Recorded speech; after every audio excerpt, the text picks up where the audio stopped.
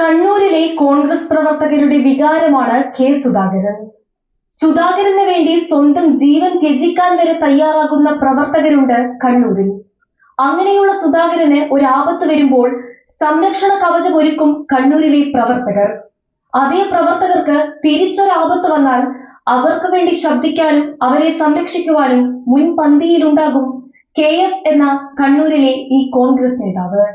K Sudhakaran Congress വിട്ട് BJPയിലേക്ക് പോകുന്നു എന്ന തരത്തിൽ മാധ്യമ വാർത്തകൾ വന്നിരുന്നു.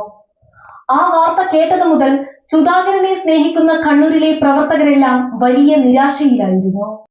പാർട്ടിയാണ് വലുത്, താൻ പാർട്ടിയേക്കാൾ എത്രയോ ചെറിയവൻ എന്ന സുധാകരന്റെ വാക്കുകൾ കേട്ടപ്പോഴാണ് ഏറെ നേരത്തെ ആകാംക്ഷയ്ക്കും ഉദ്വേഗങ്ങൾക്കും വിരാമമായത്. അദ്ദേഹത്തിന്റെ നാവിൽ നിന്നും ആ വാക്കുകൾ കേട്ടപ്പോഴാണ് സുധാകരനെയും കോൺഗ്രസിനെയും ഒരുപോലെ ഇഷ്ടപ്പെടുന്ന പ്രവർത്തകർക്ക് ആശ്വാസമായതും തിരഞ്ഞെടുപ്പിനെ നേരിടാൻ ഉത്സാഹമായതും. തിരഞ്ഞെടുപ്പ് അടുത്തിരിക്കുന്ന ഈ സമയത്ത് അങ്ങനെയെങ്ങാനും ഉണ്ടായാൽ UDFന് കണ്ണൂരിൽ നിന്നും ഒരു സീറ്റ് പോലും നേടാനായെന്ന് വരില്ല. അത്രമാത്രം കണ്ണൂരിലെ പ്രവർത്തകർക്കിടയിൽ ആഴ്ന്നിറങ്ങിയ നേതാവാണ് കെ സുധാകരൻ.